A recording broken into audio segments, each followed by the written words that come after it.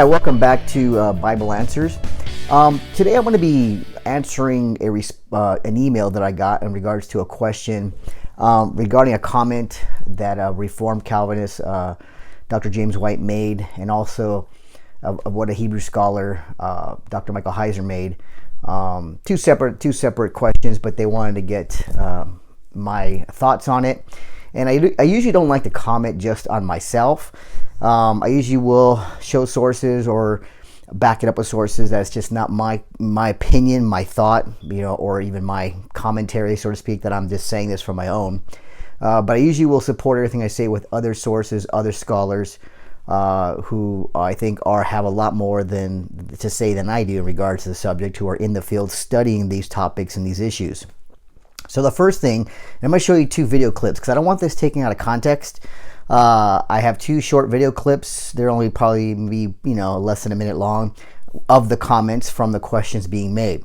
So I don't want any confusion that I'm misquoting them. I'm not misrepresenting them.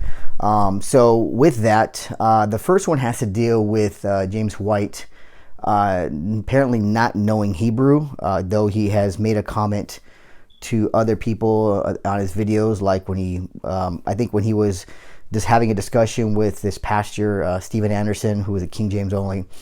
He mentioned to him that he reads from the Hebrew and the Greek when it comes to the Old and New Testament. But then he goes on another teaching video. He talks about John 1:1. He's referencing the Greek and all that good stuff. But then when he gets to the Old Testament of Exodus 3:14, he apparently doesn't even know what God said to Moses regarding, the one who is sending Moses, regarding his name, or what to say to the people.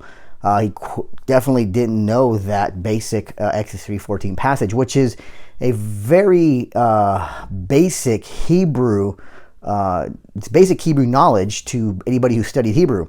It's just as basic as knowing the Shema Israel, Adonai Eloheinu, Adonai Echad, or even Genesis 1:1, Bereshit bara Elohim et hashamayim ve'et ha'eretz. It's as common as that. Exodus 3:14 is anybody who knows anything about basic biblical Hebrew, have studied it, knows Exodus 3:14 in the context. Apparently, Dr. White didn't. He did not. He didn't quote it correctly. In fact, he used more of a modern Hebrew on it, or a more New Testament modern Hebrew version of it. And he quoted, I'm going to show you the video clip real quick here. I want you to judge for yourself. So take a look at the video clip and we'll discuss it. Something. One of the things that it misses is that in the Greek Septuagint, when it says, I am that I am,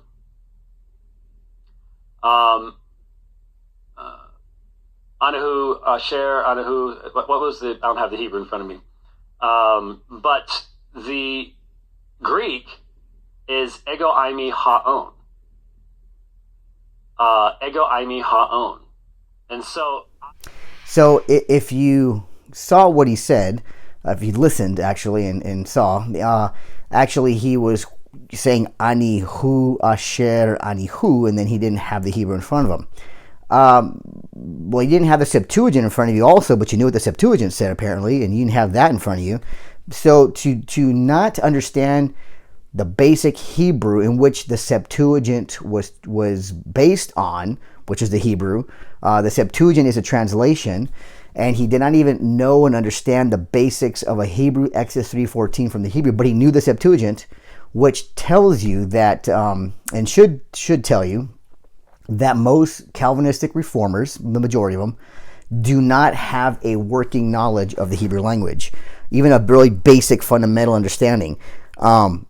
Because something like that is very fundamental to most Hebrew students who study Hebrew. It's just real basic. So I'm very surprised that Dr. White can claim that he reads from the Hebrew and the Greek, but yet he doesn't even know a simple passage as Exodus 3:14. All right, I need to kind of interrupt for a second here because I did not quote the Hebrew. I just simply made comments about it. And I was supposed to, and I kind of overlooked it. But the Hebrew that James White should have known, that's very fundamental to every basic Hebrew student, is as follows.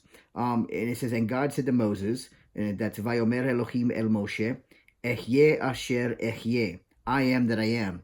So that is the fundamental aspect of the passage that should have been known, just like Genesis 1:1 or the Shema of Deuteronomy 6:4. Again, this is what James White should have known, but yet he did know the Septuagint and didn't have that in front of him. So he's more grounded in the Greek rather than the Hebrew. So I had to put that out there because I didn't read it in the video. So now let's get back to the video. So that was disturbing because if anybody who really knows the Hebrew studies it, you don't have to be fluent in it, but if you study it enough and you know enough of the fundamentals, just on the concepts and ideas of the words, the ideas, and the culture of the time from the transitions from Genesis on to later prophets, Calvinism, Reformed theology falls apart. They have to rely on the Greek translation to get support for anything that's being taught in Calvinism or in Reformed theology. And that's a fact, because this is why the Calvinist reformers and a lot of Christian scholars in the West, they hold to a Greek New Testament original or a copy from, or going back to these are copies going back to a Greek original.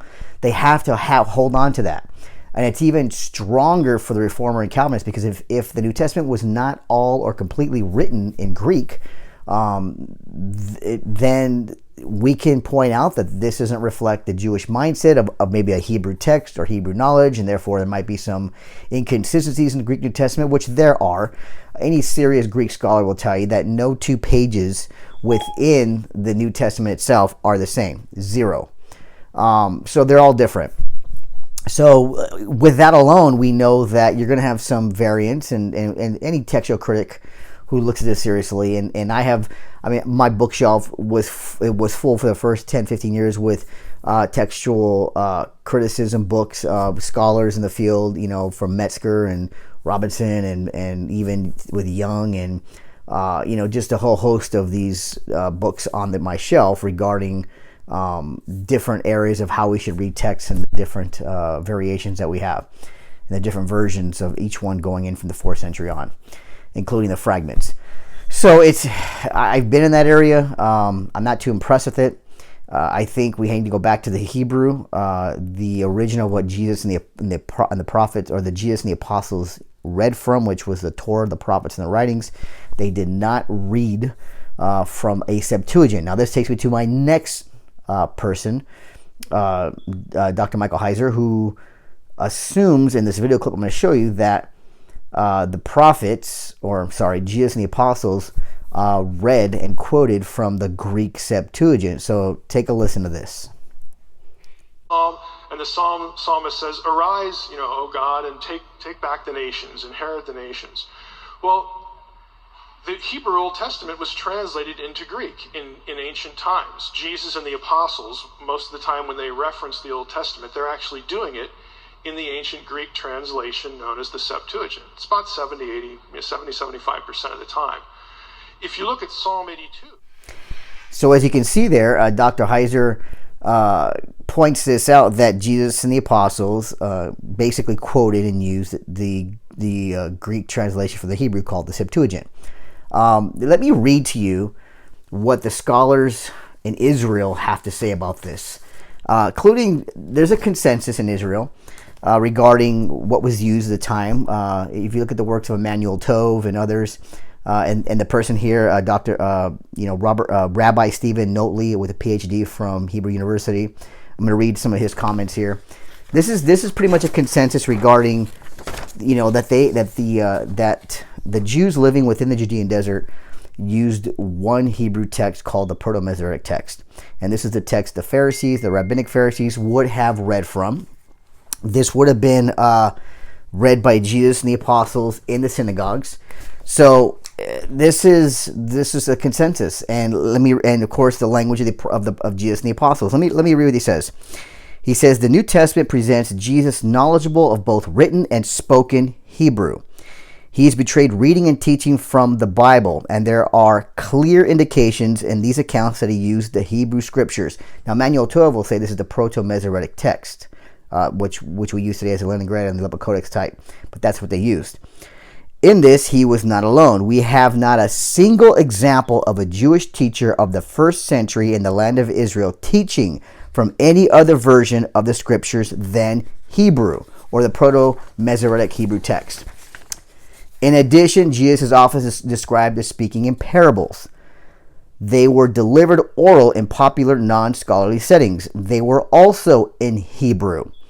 Outside of the gospel story, parables of the type associated with Jesus are to be found only in rabbinic literature, and without exception, they are all in Hebrew. Not Aramaic, not Greek, no other language. We have not a single parable in Aramaic, as I just stated. So it seems that according to Jewish custom, one did not tell parables in Aramaic. To suggest that Jesus told his parables in Aramaic, and I would say also in any other language, including Greek, is to ignore overwhelming evidence to the contrary. So what do we have here? Now this is pretty much the consensus with most Hebrew scholars in Israel who study this topic and study the literature and the text. Most Western scholars do not study rabbinic literature. They don't, check what Jesus said in parables and compare them. They don't gain that access to do so, and it's a shame. So for what Michael Heiser is saying, and even to even assume that that's what they use, and I've heard this a lot. And I know Dr. James White. I believe he mentioned to a friend of mine who had contacted him that he believed Jesus spoke Aramaic, but again, that would still put the Greek New Testament as a translation when it comes to the Gospels, Matthew, Mark, Luke, and John. Because if he spoke Aramaic, which of course he didn't, according to all the evidence that he spoke Hebrew, then it's still a translation. And we must be careful in looking at a translation, specifically a Greek translation, that's considered to the Jews a pagan language that was created out of paganism for the pagans. And we have Hellenistic Jews like Philo and others who used the Septuagint, but Jesus and the apostles did not. They read from the Proto-Masoretic text, the Hebrew scriptures of their time, in the temple and the synagogues locally within the Judean desert, and they spoke the Hebrew language. Jesus spoke to them in Hebrew. He spoke to Paul in Hebrew, according to Acts. Paul spoke Hebrew to his brethren. In fact, the Roman guard was surprised that Paul spoke Greek. He said, "You speak Greek?" Because it wasn't as common as people like to make it, specifically for Jews in those areas. So for James White, he needs to brush up on his Hebrew, which is the language of God, which Paul says God breathed the language of the Hebrew scriptures, and he says good for teaching and correcting, rebuking, and training men up to righteousness. Not the Septuagint, not the Greek or Latin or any other text. If you go to the Catholics, their sacred scriptures are Latin. You go to the Greeks, or Reformers, it's the Greek New Testament. You go to Israel, to the Jews, it's the Hebrew scriptures, the ones Jesus and the apostles read from.